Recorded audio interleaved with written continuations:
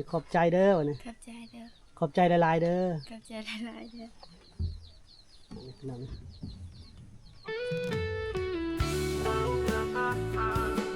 ยิ้มๆนะยิ้มนะ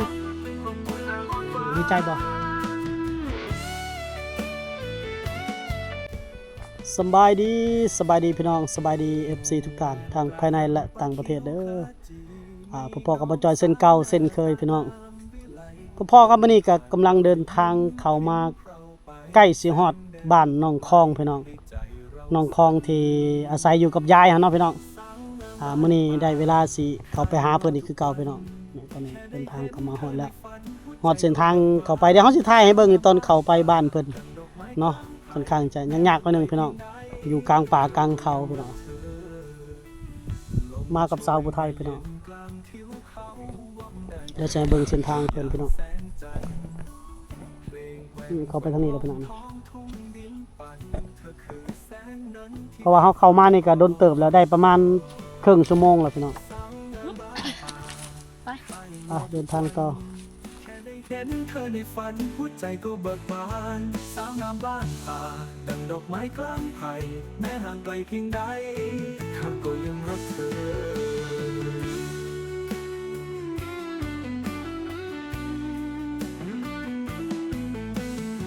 สักกี่คืนวันก็ไม่หวั่นใจ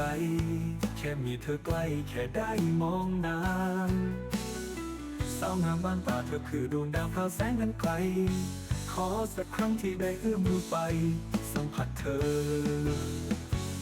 สาวงามบ้านป่าข้ายังรอทุกวันแค่ได้เห็นเธอในฝันหัวใจก็เบิกบานสาวงามบ้านป่าดังดอกไม้กลางไผ่แม้ห่างไกลเพียงใดข้าก็ยังรักเธอจะกี่คืนวันก็ไม่หวั่นใจแค่มีเธอใกล้แค่ได้มองนานสาวงามบ้านป่าเธอคือดวงดาวพราวแสงอันไกลขอสักครั้งที่ได้เอื้อมมือไปสัมผัสเธอ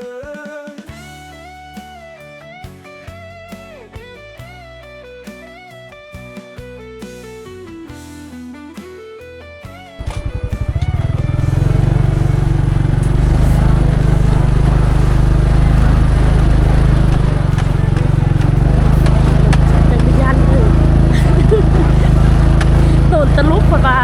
ไปทั้งหลังซบถ่ายกับซบครับยางได้แล้วยางในเรื่องแล้วยังเหลือแต่ซบเปลี่ยนซบอัพด้านหลังใหม่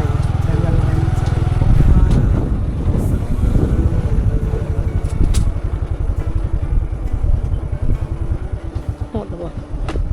ฮะใจเลยเนาะข้างบ้านพื้นนี่ข้างไปหน้า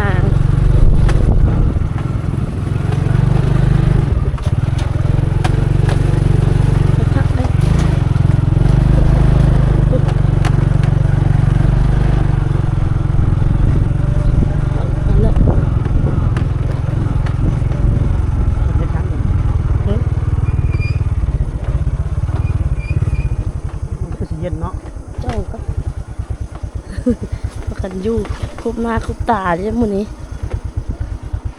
ก็จะจากแหล่ในคนที่ดูฮะอยู่ที่สามเวกกับลงมาหดไปเลยจอดอย่าว่าติถึงก่อนอึ๊บยังไปเลยห่อนแดดขนาดห่อนแดด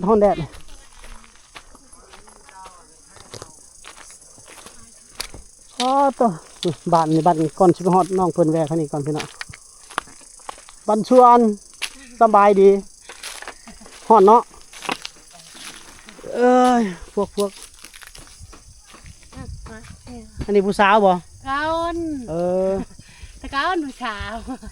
นั่นช่วยจินดาเดี๋ยวเบิ่งก็ยากน้ำมันไผ่บ่กะมันมาจากบ้านใดไหนแต่บ้านอะไรยังอยู่จากไซเด้บ้านเรียงเลย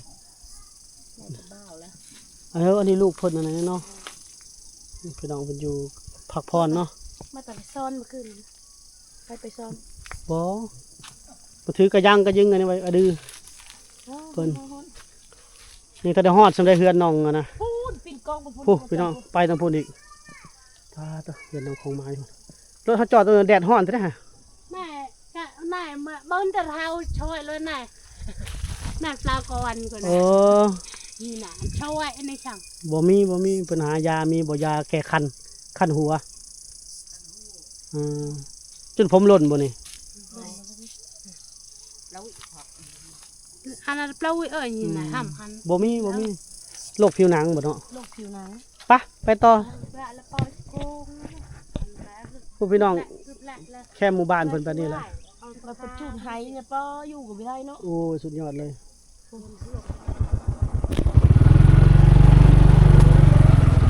พวกลิ้นเนาะ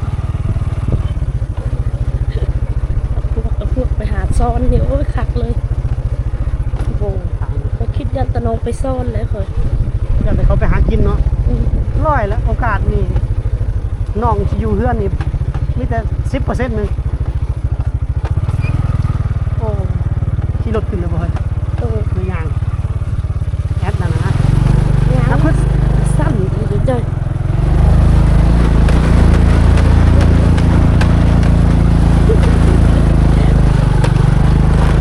งานเขาเมื่อยเสียเวลา โอ้ยร้อนๆนี่สิอยู่ไหมเนี่ย เนาะ คือสมอยฉันบ่อยู่ดอก ที่เจ้าก็ทางให้แล้วมื้อนะคลองมาอยู่เฮือนบ่นั่งคลองเอาดงบ่เออ จะไหน อยู่ โอเคอยู่ คนมีให้มาบ่พอนี่บ่แม่นง่ายเด้เขามาพี่น้อง แล้วก็โอ้ยเอามาจน ก็มีFC ทางบ้านฟ้าเพิ่นฝากเงินมาให้500พร้อมพี่น้องก็เลยเอาเงินมาให้น้องเพิ่นเลยไปทางปรินน้ำน้องเพิ่นเลยพี่น้อง เอา เดี๋ยว ไป พักผ่อนก่อน ควรกันเนาะ เอาใส่หมวกใส่หยังก่อนเซฟก่อนบรรยากาศบ้านน้องเพิ่นพี่น้อง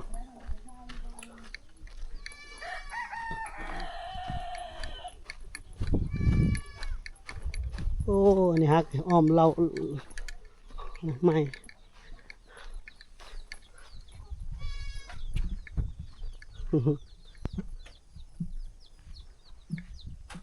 จะถ่ายรูปไว้ก่อนพี่น้อง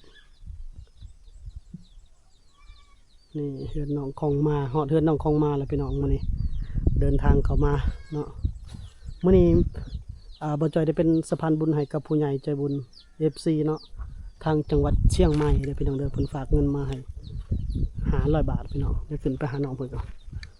โอ้อยู่เฮือนแล้วมื้อนี้เด้อเนาะ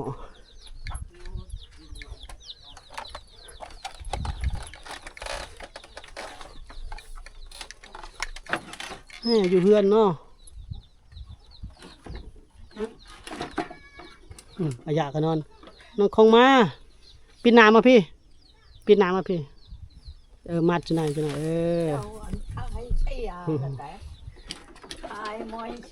สบายดีสบายยกมือนบสบายดีนะ สวัสดี นี่มานี่ มา โอ้ ถ่ายมอยทั้ง มาบ่ได้ไปไสบ่ ยิงจอันกี้ บ่ได้ไปไสบ่บ่ได้ไปหากินบ่อยู่เฮือนเนาะไม่เท่าเพิ่นก็บ่ได้ไปหาปลาบ่มื้อนี้อยู่เฮือนอ้ายเว้าลาวนี่เข้าใจอยู่เด้เนาะเข้าใจอยู่เนาะเห็นอยู่บ่เห็นตัวเองอยู่บ่อยู่ใน Facebook เห็นบ่เห็นบ่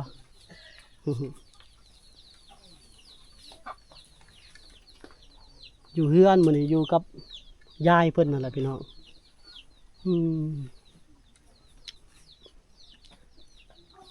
ฮ้อนแห้งขนาดจักสิเว้าหยังกับลาวหลายพี่น้องแล้วก็เว้าภาษาลาวบ่เป็นนะ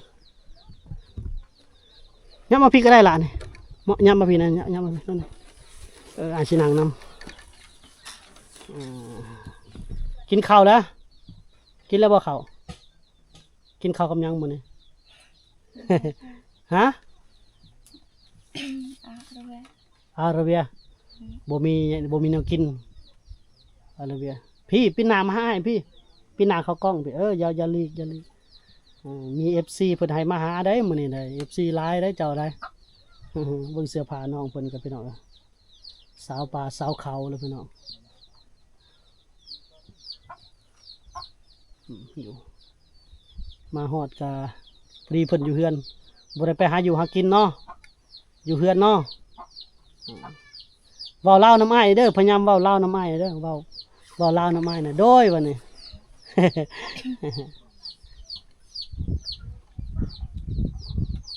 เพิ่นเป็นน้องบริบริเฮียนนี่พี่น้องโอ้ฮ้อนเนาะบ่ฮ้อนบ่อยู่เฮือนนี่ฮ้อนบ่ฮ้อนบ่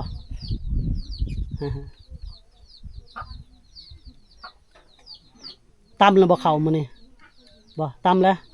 พี่ปิดหน้ามาพี่ปิดหน้าพี่กลอกนึงบ่โดยกลอกนึงตอนแรงบ่ได้ไปตักน้ำเนาะ ก็ค่อนข้างจะอายหนิดนึงพี่น้อง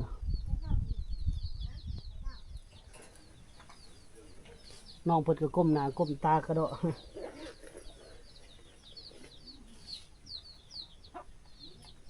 นี่แนมมาตึงพี่เด้อ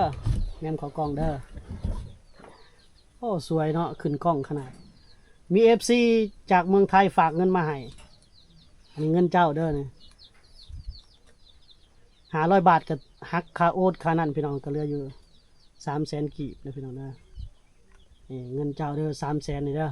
ค่าโอนมาจากเมืองไทยแล้วก็โอนมาเข้าบัญชีบ่จอยเด้อพี่น้องเด้อก็จะเหลือประมาณย่อมือนบนี่ย่อมือนบนี่แนมกล้องนี่ขอบใจเด้อวะนี่ ขอบใจเด้อ ขอบใจหลายๆเด้อ ขอบใจหลายๆเด้อ นี่พี่น้อง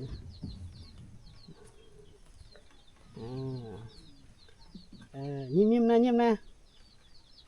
ดีใจบ่ ดีใจ เอาไปเฮ็ดหยังได้เงินเนี่ยเอาไปเฮ็ดหยัง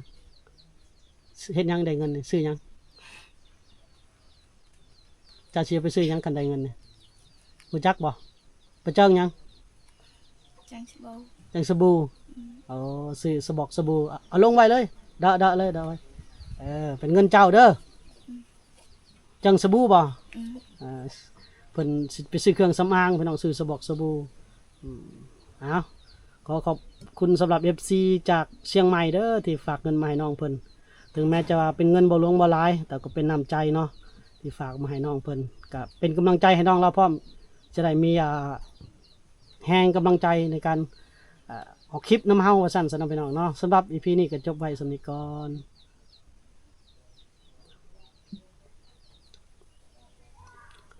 นี่แนมมากล้องพี่อย่าไปก้มลงมันนั่นแนมเขากล้องตลอดนี่เวลาเว้าน้ำอ้ายแหละแนมอ้ายก็ได้แนมกล้องนี่ก็ได้นี่แนมกล้อง2 กล้องยิ้มเขากล้องงามๆนี่นี่แนมยิ้มกระจังเนาะไปกระจังกระจังตลอดแหละนั่นแหละโอ้บิวตลอดเฮานี่ก็ มื้อก่อนนี่บ่ได้มาหาเพิ่นจะได้ระแบงน่ะเจ้าก็ไปบ่ระแบงนี่มันไปบ่ไปบ่มื้อนี้บ่ได้ไปหากินหยังเลยเนาะมื้อนี้เนาะเอาดงเนาะตำข้าวก็แล้วจักโมงไปตักน้ำจักโมงไปเย็ดเด้อชั่วโมงไปเย็ดเด้อ ตะบ่าว ตะบือแกะค่ำๆจะได้ไปตักเนาะช่วยจ้าได้ค่ะนี่บัดบ่ายบื้นนำบ่อันนี้บ่จอยถามเพิ่นว่าไปหาอยู่หากินแบบใดแบบว่าเก็บผักเก็บหญ้าอยู่ไสนะเฮาอยากให้เพิ่นพาไปว่าซั่นซะแต่ว่าภาษานี่เฮาก็เว้าได้บ่หลายพี่น้องพอแต่เล็กๆน้อยๆพอแต่เข้าใจก็เว้าลึกๆอีกก็บ่ฮู้จักอีกก็บ่เข้าใจพี่น้องถามน้องเพิ่นว่าจะกินหยังมื้อนี้กินหยังมื้อละเวียยังกินอ้ายมานี่มีหยังให้กินซะ การก็ได้ ฮะ การ กันมันยังกันแหละ เจ้า เอาไปไขเบิ่งเด้อไปคือแต่ขอยบ่รู้จักนะจักเพิ่นว่าหรือว่าเครื่องในบ่เนาะนี่เฮือนครัวเพิ่นใส่โอ้ยหนังสงสัยหนังงัวจ้านี่บ่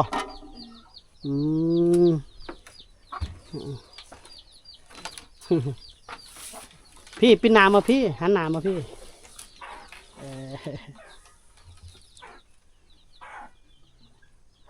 แล้วก็บ่จักสร้างสิว่าเนาะพี่น้องเนาะ สื่อสารกันยากหน่อยนึง ดีใจบ่ได้เงินแล้วฮะมี FC หักแพงแล้วเด้บัดนี้มื้อหน้าก็ยังสิมี FC มาซอยเหลืออีก FC เพิ่นว่าเพิ่น FC ใจบุญผู้ใหญ่ใจบุญเพิ่นซอยเหลือหลายบางเทื่อบุญวาสนามีก็ได้ซอยหลายอย่าง คันนก ฮ้อนบ่ เราฮ้อนพี่น้องยายเพิ่นนี่บ่ได้ยินหยังเลยเด้อพี่น้องยายเพิ่นนี่บ่ฮู้จักบ่ได้ยินหยังเลย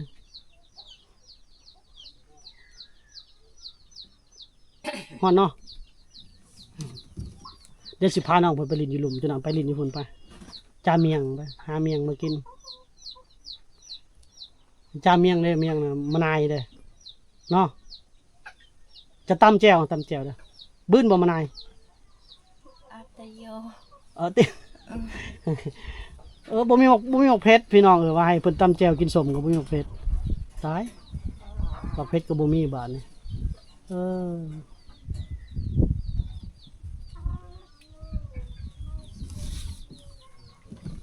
นี่ละเฮือนน้องเพิ่นพี่น้อง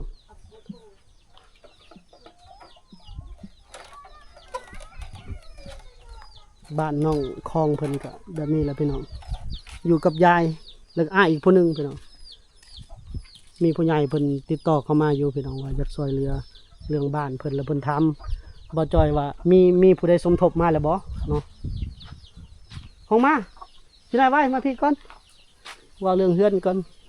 มานี่ก่อนไปอยู่ของผมก่อนไปอยู่ของผมก่อนสังกะสีก็หมดคุณแหละพี่มาตั้งพี่มาพี่ละมาพี่มุดอยู่นะมาพี่มานี่มาพี่เราก็บ่จักยังเลยพี่น้องมาพี่อย่าเข้ามาอีกแดดฮ้อนอย่าเข้ามาอีกจะมาอีกแดดฮ้อนแดดส่องนะนี่แหละพี่น้องมี FC เพิ่นติดต่อมาจากต่างประเทศอยู่เพิ่นว่าเรื่องเฮือนมีผู้ใดเขามาหยิบยื่นความช่วยเหลือแล้วบ่บ่จอยก็ตอบว่าตรงนี้บ่นี่เลยเนาะพี่น้องนะยังบ่มีเด้อพี่น้องหรือว่า FC เพิ่นมีทานใดต้องการสมทบบ่เนาะเฮาก็อยากระดมทุนซอยน้องเพิ่นเลยเรื่องเฮือนพี่น้องแต่ค่อนข้างจะยากลำบากได้พี่น้องเอ้ยถ้าเฮาจะเอาไม้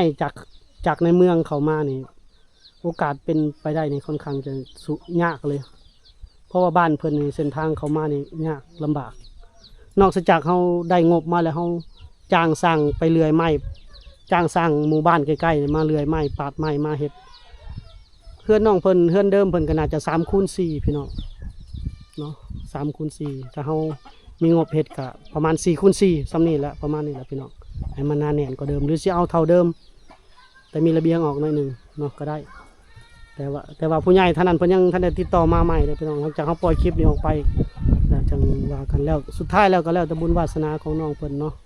ณปัจจุบันนี้ก็ยังบ่มี FC ท่านใดท่านอื่นที่ว่าเขามาสมทบอยากประกอบเฮ็ดเฮือนเฮาก็ยังตัวเฮาเองก็ยังท่านได้ประกาศออกไปว่าอยากระดมทุนเนาะเฮาก็มีแต่ว่ามี FC ท่านใดอยากซอยเพิ่นก็ให้เพิ่นให้ FC ติดต่อเข้ามาเนาะพี่น้องเนาะนี่แหละอยู่กับยาย3คนพี่น้องเฮือนน้องเพิ่นประมาณนี้แหละ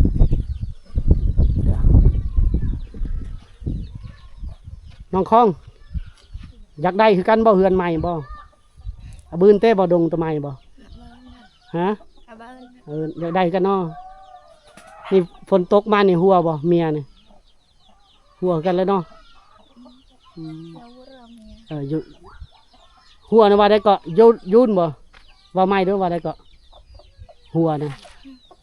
เมียนะยุ่นบ่ไม่ปลายไม่ด้วยภาษาจะบอกโอ้ยุ่นแล้วบอกออกบ่ได้ซ้ำ ประมาณนี้เนาะพี่น้องเนาะอัปเดตให้เบิ่งอีกพี่น้องเอามาครั้งนี้ก็มาอัปเดตความเป็นอยู่ของน้องเพิ่นอีกน้องของมาน้องคล้องพี่น้องเนาะบรรยากาศในหมู่บ้านของน้องคล้องเพิ่นได้พี่น้องบ้านเก่าบ้านเดิมแต่ก่อนพี่น้องเขาอยู่ตามแม่น้ำไงอยู่ตาม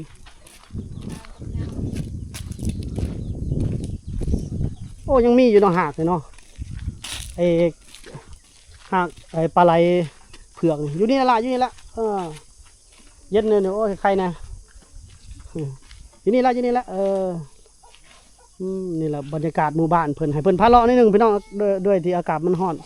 เฮาก็อยากลงมาอยู่ห่มเนี่ยพวกเนาะนึกเนาะอยู่บ้านเฮือนจะเนาะนี่บรรยากาศพี่น้องเงียบสงบดีแท้นะถ้าบ่ฮ้อนนี่โอ้คักขนาดอยู่หมู่บ้านแบบนี้ถ้าบริการยามแรงเขาอยากชมวิถีชีวิตของชาวลาวเพิ่นอยู่ในชนบทนะพี่น้องเนาะน้องคองนี่ก็ประมาณ14-15 ปีประมาณนั่นแหละพี่น้องรู้จักอายุตัวเองบ่บ่ฮู้เลยบ่ได้จื้ออายุตัวเองเลยเนาะยิ้มหน่อยเด้อยิ้มนะโอ้หมักหมี่ลายเลยพี่น้องพุ่นน่ะกินสมว่าสิกินสมแต่ว่าเฮือนน้องเพิ่นบักเพชรหมดพริกหมด โอเคประมาณนี้แหละพี่น้องเขาเข้ามาแล้วตอนแรกอาจจะเข้ามาอีกเด้อตอนแรกนี่ตะบือบ่ตะบือมุ้ยคือมูดละคันบ่เห็นแล้วแม่นอ้ายเมื่อเลยเด้ออ้ายสิไปบ้านนาก่อนเด้อโอเคบ๊ายบายนะบ๊ายบาย